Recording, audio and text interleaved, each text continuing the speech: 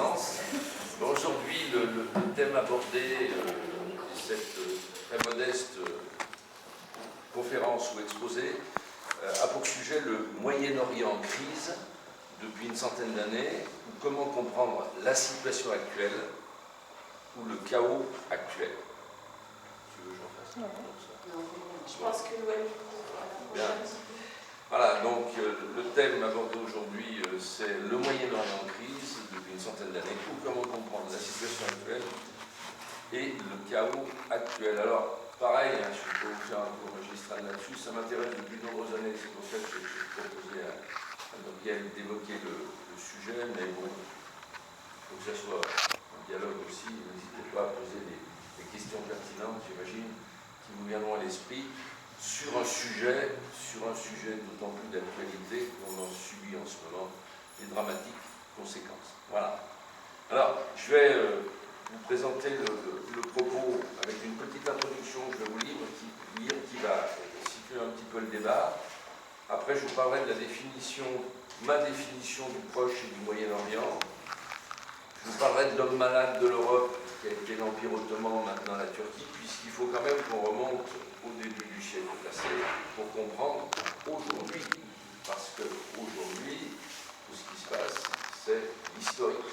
L'historique de 14, c'est l'historique de 39. Donc on parlera de l'homme malade, la Turquie, on parlera de la guerre en Orient, on parlera des accords Sykes-Picot, on évoquera ces accords-là, qui sont aussi présents en ce moment, puisque l'État islamique se réfère à ces accords-là pour contester l'ordre établi. Les accords de Sèvres et de Lausanne, les différents mandats attribués à la Grande-Bretagne et à la France, le sionisme, voilà. Et puis on évoquera le pétrole, la démographie, le pétrole, l'actualité financière du Moyen-Orient et du Proche-Orient, la démographie, puisque la démographie est structurante dans toute évolution historique, les peuples et les religions, les chrétiens d'Orient, et puis les grands pays de la région, au travers des différents conflits qui ont opposé tous ces pays, que ce soit l'Égypte, que ce soit Israël, que ce soit l'Irak, que ce soit l'Iran, et aujourd'hui la Syrie et un petit peu le Liban. Voilà. Alors, définition avant de vous lire l'introduction, parce que j'ai une petite introduction que j'ai trouvée sur des documents. Alors, je me suis servi d'un certain nombre d'ouvrages qui sont très bien faits. L'Atlas des minorités, qui est fait par La Vie, Le Monde. L'Atlas des civilisations, pareil, par La Vie, Le Monde. Ça, c'est des bouquins, si vous pouvez vous les procurer. Ils sont riches de connaissances et riches de compréhension. Voilà. Ils sont bouffés, mais riches de connaissances et riches de compréhension. Et puis un livre qui s'appelle Books et qui parlait des Arabes face à leur histoire. Alors, pareil, je vais essayer d'être le plus factuel possible, parce que c'est un sujet passionnant, passionné, et souvent on est emporté par nos opinions diverses. Donc je vais essayer d'être le plus juste possible, et vous parler aussi, très rapidement, de la vision qu'ont les peuples arabes de la situation au Proche et au Moyen-Orient. Comme ça on aura une appréciation globale. Alors le Proche-Orient, le Moyen-Orient, alors ça c'est des acceptations diverses. Pour moi le Proche-Orient c'est essentiellement les pays riverains de la Méditerranée. Alors j'entends pays riverains de la Méditerranée, la Turquie, la Syrie, le Liban, Israël, la Jordanie, l'Égypte, au-delà l'Arabie Saoudite, l'Irak, l'Iran bien sûr, les Émirats, le Golfe arabo-persique. Voilà un petit peu pour le Proche-Orient. L'idée du Moyen-Orient, c'est un petit peu plus loin, ça englobe la Libye, ça englobe le Soudan, et ça va aussi jusqu'à l'Afghanistan, au Pakistan, mais on ne va pas traiter de ce sujet-là. Nous, ce qui nous intéresse, c'est surtout le bassin méditerranéen, puisqu'on est en face. La Méditerranée, c'est un grand lac, et ce grand lac, on le voit ces jours-ci, est facilement franchi par des populations, on va dire, du conflit, qui souhaitent accéder en Grèce ou au Balkan. Voilà. Donc la définition du Proche-Orient, c'est celle que nous allons utiliser aujourd'hui, et on va uniquement se référer au Proche-Orient, même si le Moyen-Orient avec l'Afghanistan, avec le Pakistan, peut avoir des conséquences aussi sur la situation présente. Alors, une définition et surtout une introduction. Je vais vous lire 2-3 phrases d'introduction que j'ai prises sur l'Atlas des minorités pour saisir un petit peu la problématique de cette région et puis lancer le propos, et puis lancer le débat, bien évidemment. Alors, le Moyen-Orient fut de tout temps un carrefour de peuples et de religions et un haut lieu de civilisation où le passé est très présent. Il est composé globalement de 3 aires historiques, civilisationnelles et culturelles, que sont la partie arabe, la partie turque et la partie iranienne ou perse, assez distinctes, mais qui se sont réciproquement influencées. 3 peuples principaux, donc les Arabes, les Turcs et les Perses, représentent la majorité de la population de la région. Fait d'une pluralité d'appartenances, le Moyen-Orient est multiculturel, et c'est là qu'on va rentrer dans le centre problématique de notre propos. Le Moyen-Orient est multiculturel, multinational, multilinguistique, multireligieux et multiconfessionnel. On voit toute la difficulté pour ces gens-là, et aussi pour nous, puisque malencontreusement, on a, dans le temps passé, pris en charge un certain nombre de ces populations. Le Moyen-Orient est aussi nationaliste. On verra qu'avant l'islamisation, les islamistes, il y avait les nationalistes arabes. Nasser était une des grandes figures. Saddam Hussein en était une autre, du nationalisme arabe. Ça s'explique par l'histoire et la lutte contre la domination coloniale. Et les gens et les peuples du Moyen-Orient sont fiers de cette appartenance nationale. Voilà, donc c'est bossé au travers de cette petite introduction le propos. Alors, je vais démarrer... Juste que j'en peux. Oui, Il faut une différence entre le multireligieux et le multiconfessionnel.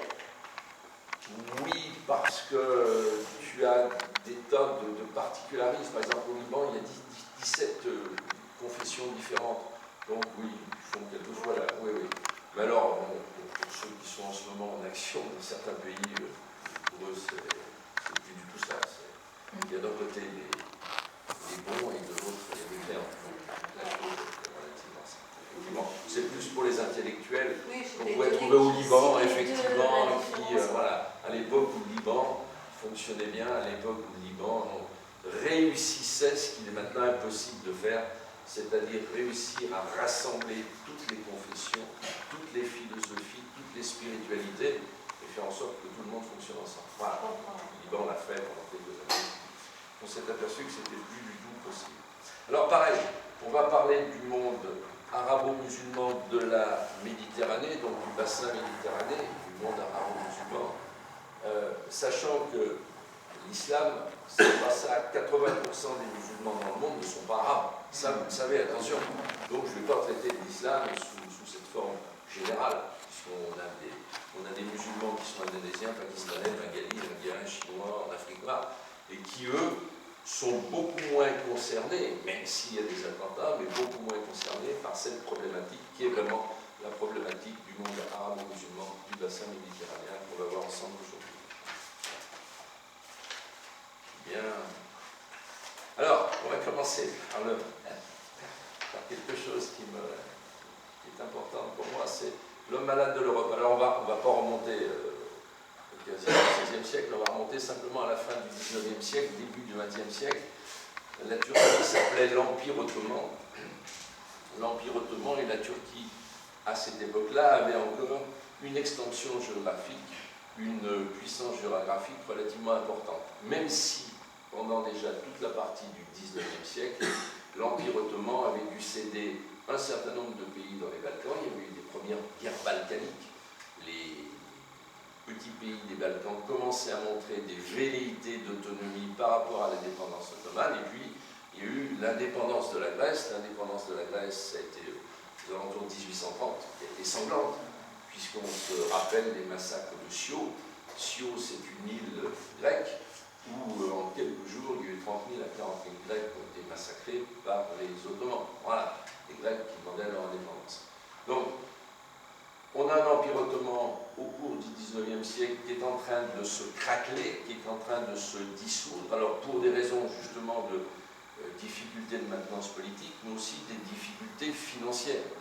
Il faut savoir qu'à la fin du 19e siècle, l'empire ottoman était ruiné. C'était les Français et les Anglais qui gérait les finances de l'Empire ottoman.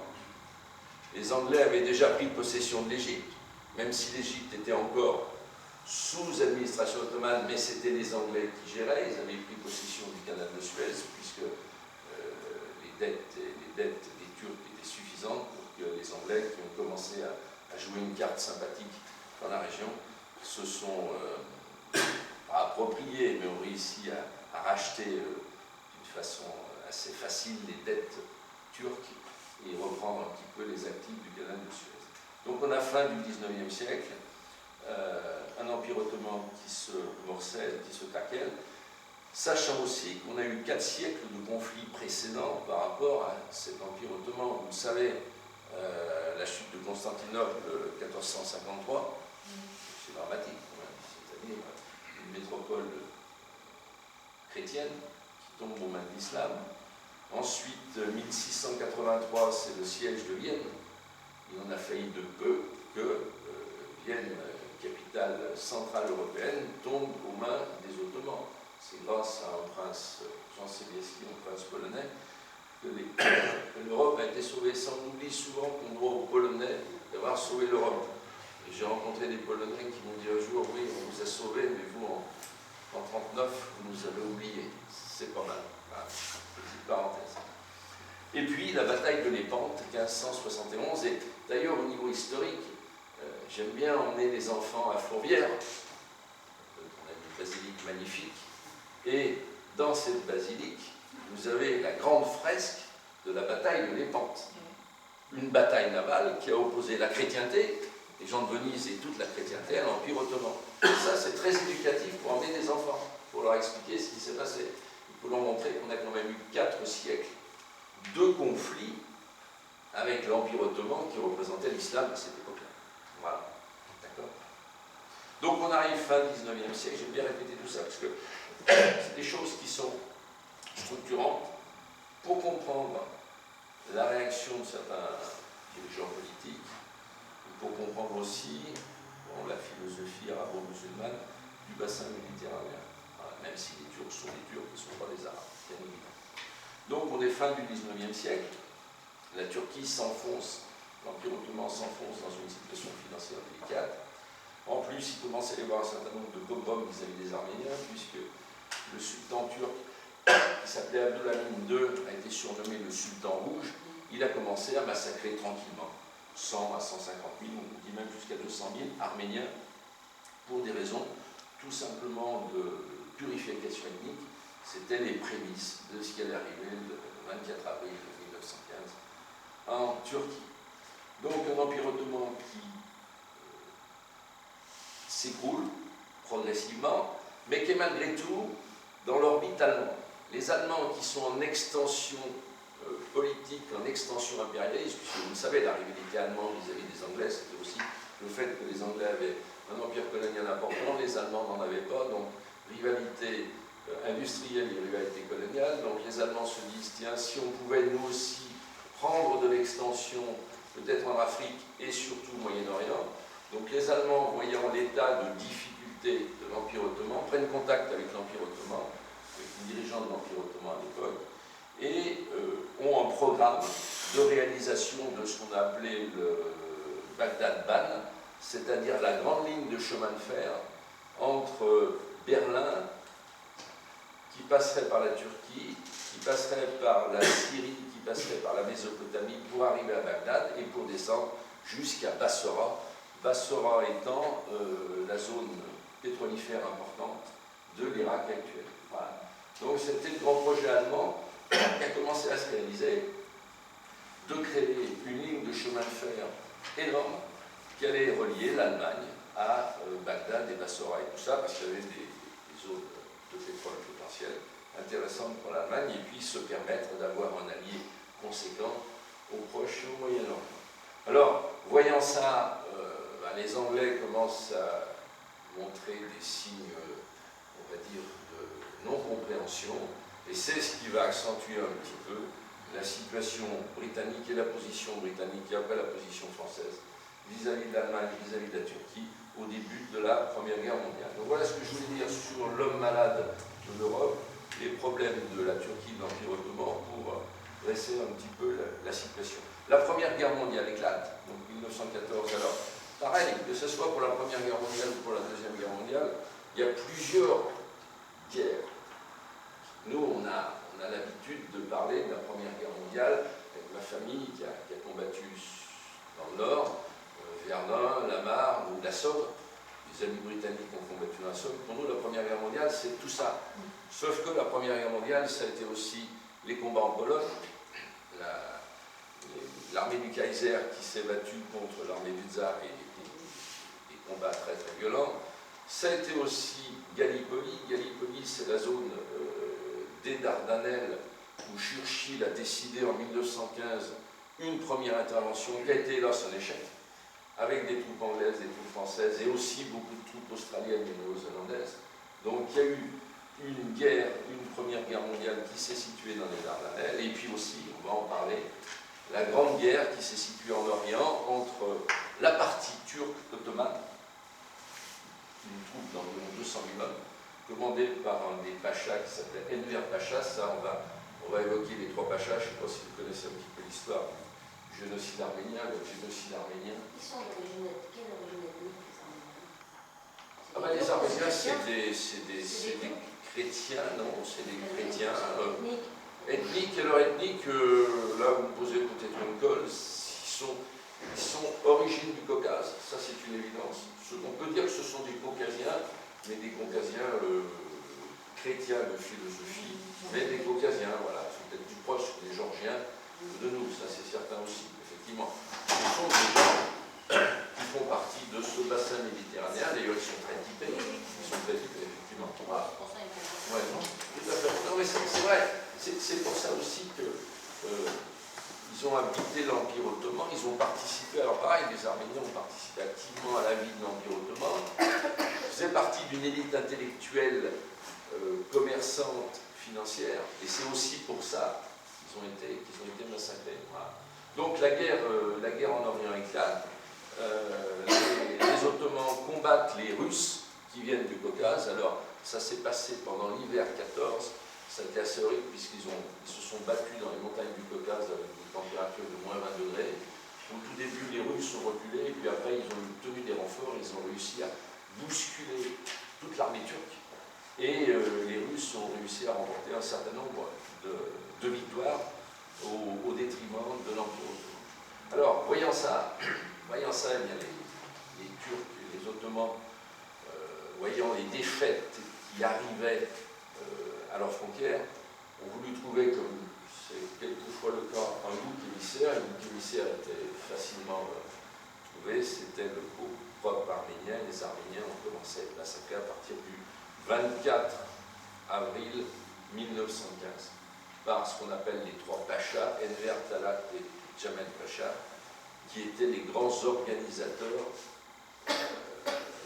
du parti qui s'appelait, c'est une ironie, CUP, Comité, Union et Progrès. C'était des génocidaires. Voilà. Bon. Donc ils ont commencé à exterminer, alors d'une façon empirique, hein, puisque les Kurdes ont participé activement au massacre des Arméniens. C'est un retour assez ironique de l'histoire. Les Turcs sont actuellement fortement brimés, les Kurdes, pardon, les Kurdes sont fortement brimés par les Turcs, alors que les Kurdes ont participé là, effectivement, au massacre des Arméniens en 1900. L'histoire est comme ça. Donc, le massacre qui a duré de 1915, d'avril 1915 jusqu'à 1920-1922, donc les gens ont été déportés, les Arméniens ont été déportés. Alors ça s'est passé un peu dans l'anonymat, c'est aussi ce qu'il faut voir, c'est qu'en période de conflit mondial, on l'a vu pour la Deuxième Guerre mondiale, on peut organiser un génocide et ça se passe sans que les gens s'en intéressent, si vous voyez ce que je veux dire, parce que les préoccupations sont ailleurs. Alors même si des diplomates américains à l'époque avaient essayé de sensibiliser l'opinion mondiale sur le massacre qui prenait fait et qui s'organisait en Anatolie, ça n'a pas porté ses fruits. Donc ces pauvres Arméniens ont été massacrés, ont été transportés en Syrie, dans le désert de Syrie, dans la situation, dans le désert actuellement où se trouve l'État islamique, c'est-à-dire un désert. Voilà un petit peu pour la guerre au Moyen-Orient. Donc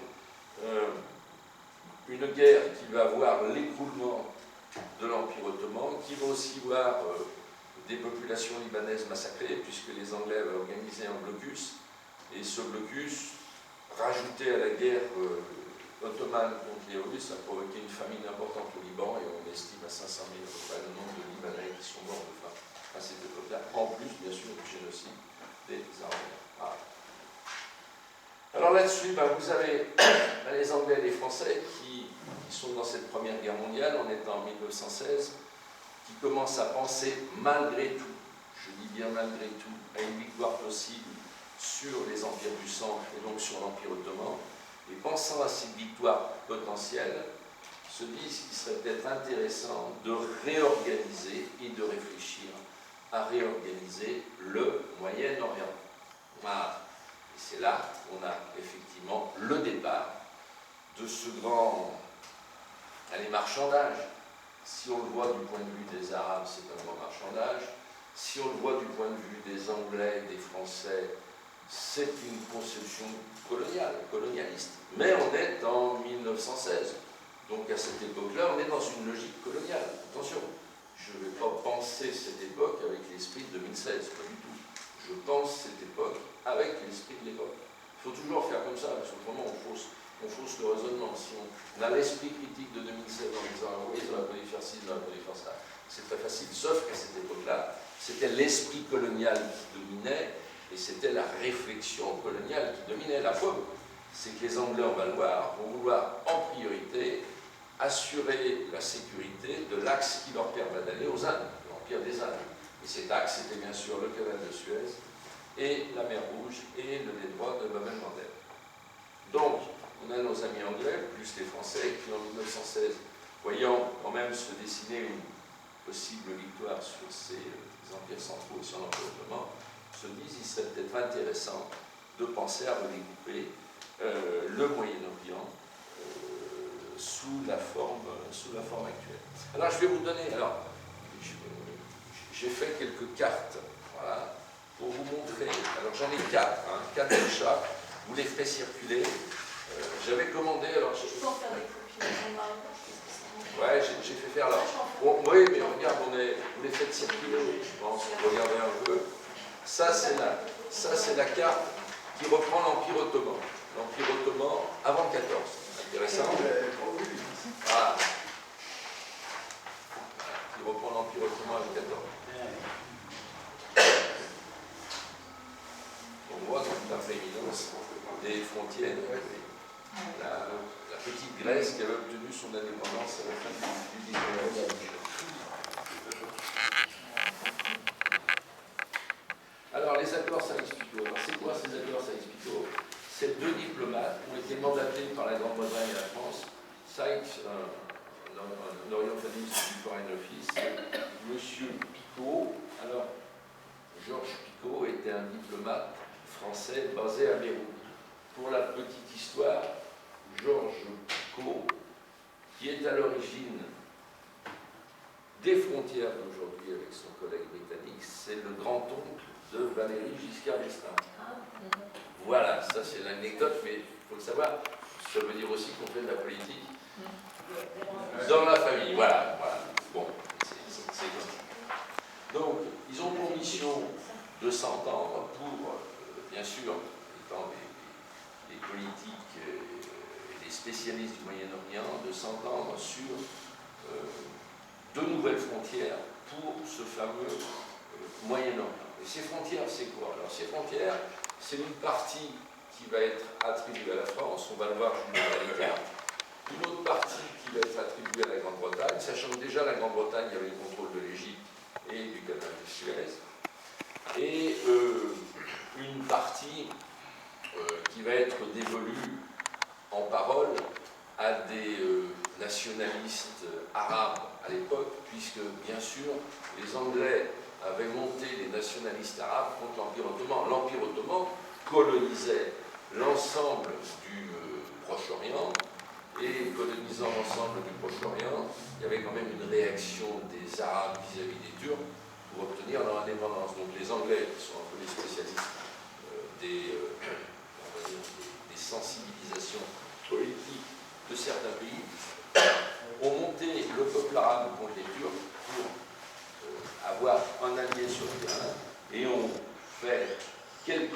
promesses inconsidérées à des responsables arabes, leur promettant l'indépendance, leur promettant de l'autodétermination, mais tout ça c'était simplement pour avoir ces groupes arabes avec eux et réussir à mieux combattre les Turcs qui étaient déjà en position difficile.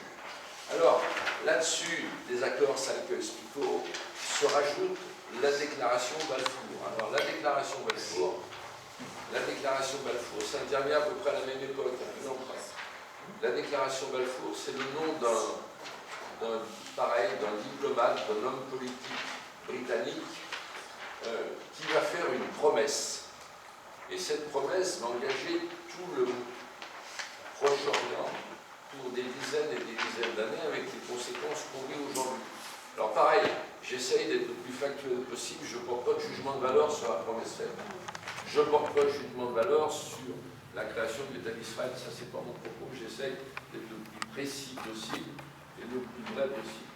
Donc la déclaration Balfour, c'est quoi? La déclaration Balfour, c'est « Je promets aux Juifs de la diaspora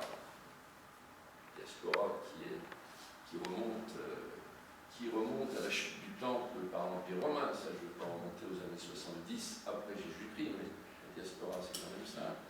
Je promets à la diaspora un foyer juif en Palestine. Ça c'est la déclaration Balfour. Cette déclaration Balfour, c'est même Balfour, mais avec un autre diplomate, je trouverai le nom, qu'il a mis en avant, qu'il a mis en place. Sachant qu'elle fait suite à un certain nombre de considérations du Conseil juif en Europe depuis la fin du XIXe siècle et début du XXe siècle, avec cette volonté qu'ont eu les Juifs de la diaspora suite aux pogroms, parce que pareil, ils ont subi des pogroms en Pologne, ils ont subi des pogroms en Russie. Il faut quand même voir les choses comme elles sont. Ils n'auraient pas eu la volonté visible de s'installer en Palestine s'ils n'avaient été pas massacrés un petit peu en Europe, puisque, considérons aussi qu'à cette époque-là, il y avait un antisémitisme en Europe qui était un antisémitisme courant. Voilà. Donc, les Juifs à cette époque-là de la diaspora ont pris conscience assez vite qu'il était peut-être nécessaire d'établir un foyer juif en Palestine et de réunion en réunion, ont décidé à un moment donné, au début du XXe siècle, de s'accorder pour financer, et je dis bien financer, la création d'un foyer juif, je dis bien aussi un foyer juif, ce n'est pas un État juif, d'un foyer juif en Palestine. Voilà, donc la déclaration Balfour, c'est le gouvernement britannique qui fait cette déclaration à un dénommé Rothschild et lui dit « Nous, gouvernement britannique, nous nous engageons à favoriser l'installation d'un foyer juif en Palestine. » Là, il y a une contrepartie, bien sûr. Alors, suivant les historiens, suivant les informations qu'on peut prendre, on s'aperçoit qu'il y a quand même une contrepartie. La contrepartie, c'était quoi? C'était que les groupes juifs de l'époque, et là c'est pareil, je ne porte pas le jugement de valeur, les groupes juifs de l'époque avaient une influence importante sur les médias américains, les États-Unis, sachant que les États-Unis n'étaient pas encore entrés en guerre en 1907. Donc les Anglais et les Français, bien sûr, mais surtout les Anglais avaient besoin du soutien américain, puisqu'ils avaient eu des pertes énormes dans la Somme, les Anglais. Donc ils s'étaient dit, si on ne renverse pas le rapport de force contre l'Allemagne, on n'y arrivera pas. Donc les Anglais souhaitaient la participation réellement active, c'est-à-dire de troupes américaines, au conflit. Jusqu'à présent, les Américains fournissaient du pétrole, les Américains fournissaient du matériel, mais il n'y avait pas tout. Et pour ça, il fallait sensibiliser l'opinion publique. Et pour sensibiliser l'opinion publique, vous le savez comme moi, il faut, entre guillemets, influencer les médias. Non, en ce moment, on voit, mais d'une autre manière. Hein. D'une autre manière, hélas. Et voilà. Donc, pour influencer les médias, il fallait se mettre, on va dire, dans la poche les groupements juifs qui étaient indirectement ou directement en appui aux médias américains. C'est ce qui s'est passé. Il y a une